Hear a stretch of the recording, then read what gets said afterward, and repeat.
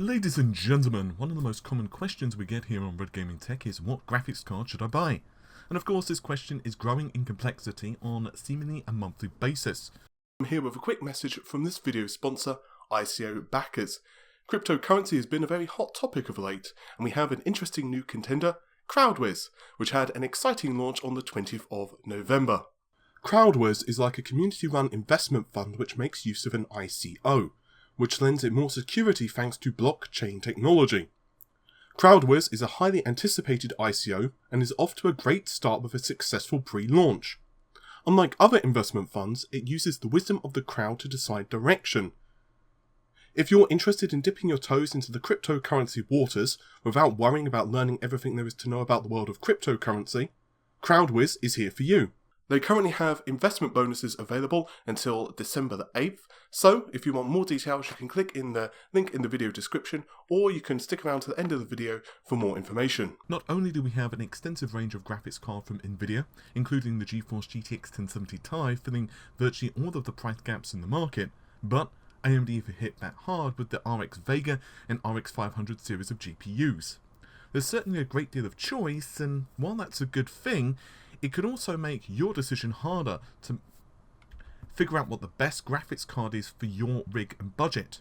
Enter the ZOTAC GTX 1060 amp, a 6GB graphics card powered by Nvidia's Pascal GP106-400 graphics chip. We'll assume by now that you've got a fairly decent understanding of Nvidia's Pascal architecture, so we'll refrain from going into an architecture deep dive. If you do want more information on the Pascal architecture, you can check out some of our other content which will be linked in the video description. Before we continue any further, please do be aware that this product was sent to us for review by ZOTAC themselves. In other words, this is a review sample, but that has since gone back to the company. Furthermore, no money has exchanged hands, so this is not a sponsored review, therefore all opinions of this product which will be expressed in this video are our own. This particular card has the obligatory 1280 CUDA cores, half that which its bigger brother, the GTX 1080, sports. This is coupled with a 192-bit memory bus with RAM running at a fairly brisk 8 GHz. An unfortunate cut on the GTX 1060s is the lack of an Sli Connector, essentially meaning you can't just pick up two cards and have comparable performance to perhaps even a GTX 1080. Of course, this is a custom version of the card, thus ZOTAC have cranked the boost clock to 1772 MHz with the base clock running at 1557. This is a subtle but welcome tweak to the 1709 and 1506 respectively that Nvidia typically runs the 4.4 billion transistors of the Founders Edition GTX 1060.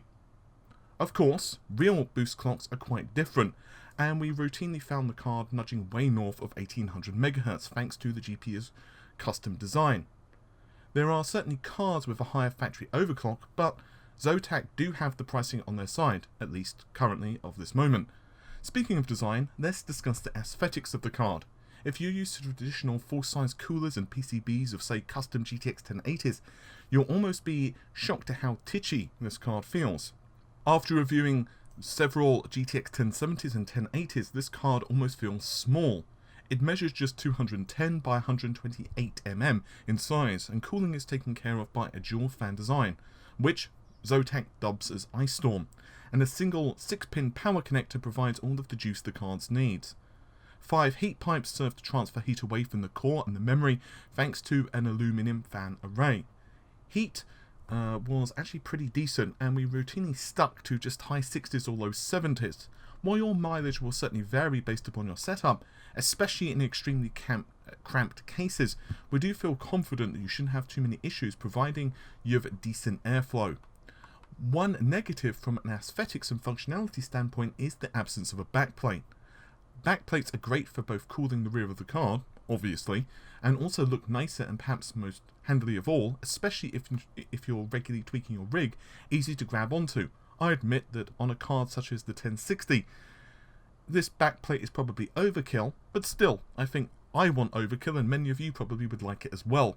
Connectivity though is definitely a strong point for this card, as well as Nvidia products generally. Providing you're into display ports, it's got 3 DP104 connectors, a single HDMI 2.0B, and if you've still got a DVI fetish, well, you're in luck. A single dual-link DVI is retained. It's a definite bonus for those with DVI monitors that Pascal cards do tend to retain DVI, while so many Polaris GPUs just seem to have forgotten about its existence by now. So how about performance, which is the crux of the matter, right? It's why you'd buy any video card. Well, this card is essentially able to keep pace with the last generation Maxwell GTX 980 in a great deal of benchmarks. A staggering feat considering the price of this card compared to the older generation. Let's get this right out of the way. This card should not be considered for 4K gaming. While the frame buffer is probably adequate for most titles, there's just not enough pixel pushing grunt. What we have here is a card capable of 1440p in most titles, especially less demanding games, or if you're happy to run at say the 40 to 50 frames per second range, and this is great for games such as Rise of the Tomb Raider. If you are determined to have 60 FPS in 1440p or above, then your only real option is a GTX 1070, a Vega 56, or perhaps even more. With that said, a 1060 is excellent for those with smaller wallets, gaming at 1080p, so great if hooked up to a 1080p TV in a living room for say a small form factor build, or for those happy to, yes, play at 1440p, but you don't need to have all the bells and whistles at max, or perhaps not have 60 FPS locked. Indeed, we've conducted the majority of our benching to reflect the 1080p best case scenario, because we feel that that really is the sweet spot for the card. Pushing all of the quality settings at the highest, and games look amazing at 1080p. Against AMD's RX 580, you'll notice that depending upon the title, and whether it generally favours AMD's or Nvidia's architecture, the GTX 1060 and it trade blows. A quick word on overclocking, with the usual caveats of silicon lottery and your mileage may vary, and it likely will. We managed to nudge the core north of an extra 100 to 150 MHz, although this did depend on how willing we were to increase the fan profile. We suspect the low 100s in most cases would be achievable, other than perhaps small form factor builds if you have very poor airflow. Memory proved rather joyful, however, to overclock, and RAM speeds were happily pushed north of almost 400 MHz from the default clocks. Performance with the GTX 1060s, much like any other Pascal card, tends to scale fairly linearly, so depending upon the game and resolution, an additional 5 to 15 frames per second was spotted across the board.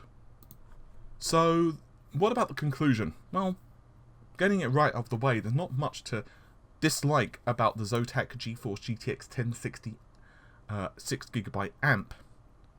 Given the levels of performance and pricing compared to the last generation of graphics cards, it's startling how far we've come. The only real complaint we have, and this is certainly not a fault of ZOTAC, is the lack of an Sli connector. I admit freely that typically I do advocate Sli for only high-end rigs, and that was one reason I didn't particularly like the idea of cross-firing two RX 480s or perhaps 580s. Instead, I would just suggest you would run out and buy a GTX 1080.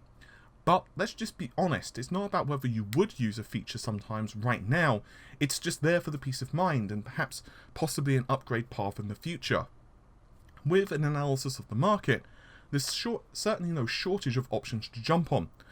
The 1060s are certainly a solid purchase, with about 150 Great British pounds separating it from ZOTAC's own GTX 1070 Amp Extreme, and other custom GTX 1070s fall within about the same price range. Between RX 580 and 1060, and unfortunately there is no clear winner here, and will likely depend on the ecosystem you prefer between Nvidia and AMD. Both companies offer excellent drivers, and performance is similar enough across the broad stroke of games to say that it's pretty much a wash. Unfortunately, the mining craze has definitely hiked the price of the 500 series, but that also has had a knock-on effect for other Pascal cards as well. And these memory price hikes are going to likely continue for at least several months, and have just wrought their damage in the industry. With no hesitation to recommend Nvidia's GeForce GTX 1060 or this particular ZOTAC model. It's a solid card, low power consumption, great performance, and well, what more can you want? For gamers looking for solid 1080p, or even fairly decent 1440p performance, and on a budget, this is an absolutely amazing purchase. With all of that said, hopefully you've enjoyed the video. I'll see you soon. Take care of yourselves, and if you do want more content like this, do the normal stuff. Like, share, comment, subscribe. Take care. Thanks so much for watching the video. Your support is always appreciated. If you're still here, it's because you want to know more about CrowdWiz.